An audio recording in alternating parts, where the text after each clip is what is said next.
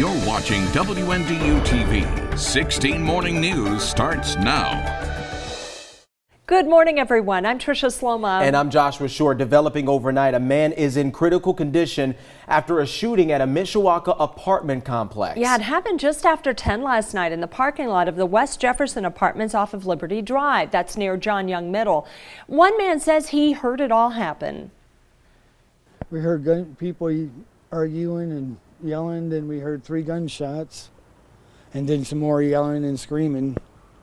And then we were looking out the window, you could see people running back and forth, and the car come through.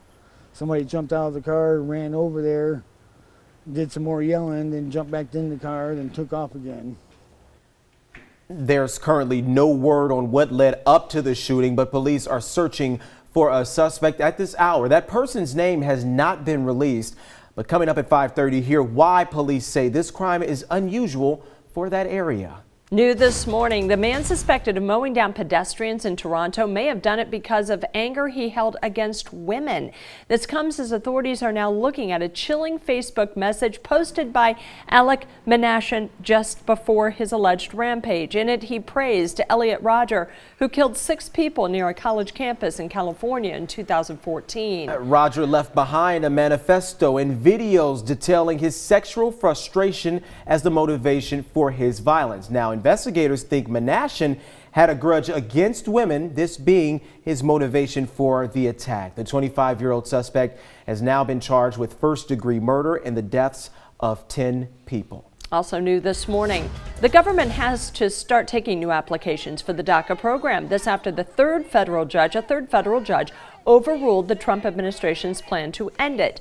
This latest ruling gives the administration 90 days to better explain the reasons behind ending DACA. Otherwise, it must start accepting new applications. And Tricia, renewals of the 2-year permits already resumed after the Supreme Court decided to not overturn decisions by 2 federal judges. But yesterday's ruling allows for new enrollees, which could protect thousands more who are undocumented.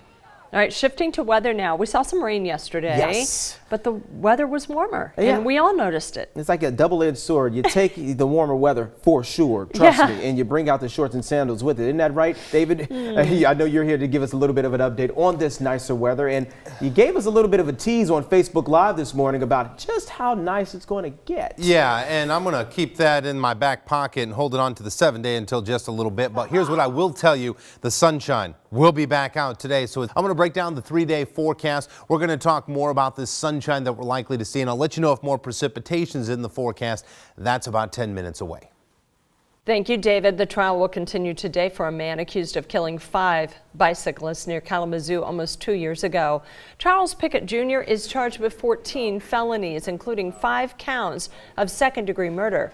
5 cyclists died and 4 others were injured when Pickett was allegedly driving under the influence of drugs back in 2016. Pickett's defense attorney did not deny the allegations, but argued the murder charges are not warranted. The prosecuting attorney says Pickett made a conscious decision that day to get behind the wheel knowing he was under the influence. The trial is expected to last up to 2 weeks. New details this morning about an incident that happened in St. Joseph, Michigan. Police say they arrested a man after a standoff on Forest Avenue. A woman there told police a man assaulted her, and when officers got there, he refused to come out of the house. Officers found out that the man was drunk and armed. They were eventually able to get him out of the house, and no one was injured. A Walkerton pizzeria that once made national headlines has closed its doors. A sign on the window of Memories Pizza says it closed on March 10th. The restaurant received national attention when asked in 2015 about its stance on Indiana's Religious Freedom Restoration Act. Memories Pizza went viral after its co-owner said they wouldn't cater gay weddings. Now, you may remember a GoFundMe page was also set up by Glenn Beck's The Blaze. That raised over $800,000 for the shop. And in Stark County now, to tell you about Stark County's Oregon Davis School Corporation is asking its taxpayers to vote yes on a referendum in Indiana's May primary. The current 19-cent referendum is set to expire in 2019, and the district says they need an additional 10 cents to keep things as they are. That would last 8 years and generate about $4.8 million. So these coins do add up. If it does not pass, they would have to secure a loan or bond for $1.8 million. The tax rate could fluctuate between 15 cents and 35 cents. They would also need around 3 loans over the next 8 years. We will get 100% of those funds to utilize for our school. If we have to go down to the bond route, the loan route, we have to pay interest on that. So we don't get all of that money, and it's just unpredictable with interest rates and how long we can get those loans to be paid off. Keep your calculators out, everybody. The district says they will also work to be more efficient with how they spend their money. Meanwhile, Michigan's public schools would receive a major increase in funding under a budget plan endorsed by the State House. The plan includes a boost ranging from $120 to $240 per student. That would be the largest increase in per student funding in 17 years. Now, the Senate is still working on a budget agreement, though, which is expected to be finalized in June. A lot of money stuff there to do. Keep the calculators handy this morning. Straight ahead, with his confirmation hearings canceled, we're now learning about allegations against the president's pick to lead the VA. Plus, a special election in Arizona with national implications. We'll tell you if the result has left the Republican Party in control of the U.S. House. And we've got the wind today right out of the north and the northwest. That's why the temperatures will feel cooler. But just how well will we fare? I'll break down our forecast. We'll go hour by hour right after the break. You're watching WNDU-TV 16 Morning News.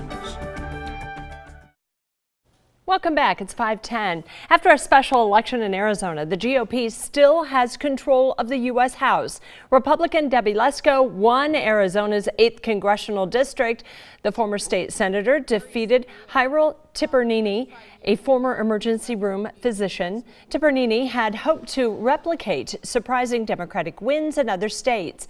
Lesko replaces former Representative Trent Franks, who resigned in December amid sexual misconduct allegations.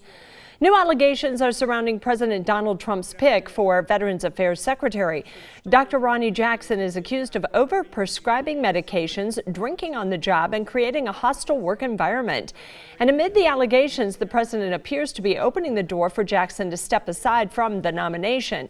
Just yesterday, senators canceled hearings for Jackson, which were set to take place today. And now we send it to Joshua Short for a look at what's happening right now. Josh? Hey, Tricia, we're learning new details. A woman has been found dead outside of a South Bend store overnight. Just before 3 this morning, a truck driver was found outside of the Lowe's on Ireland Road in the truck. They say the woman's body was found in a semi that was in the parking lot. Now, the coroner's office says the woman, who is in her 60s, died of natural causes. We'll continue to find out more on this and bring you the latest as we get new details. Over in Indonesia now, at least 10 people were burned to death after an unregulated oil well caught fire there. The fire is still burning this morning, as you can see your pictures there. Authorities say the well was gushing when it ignited, and many people were nearby trying to collect the oil. Well, 5 houses have also been destroyed by this inferno.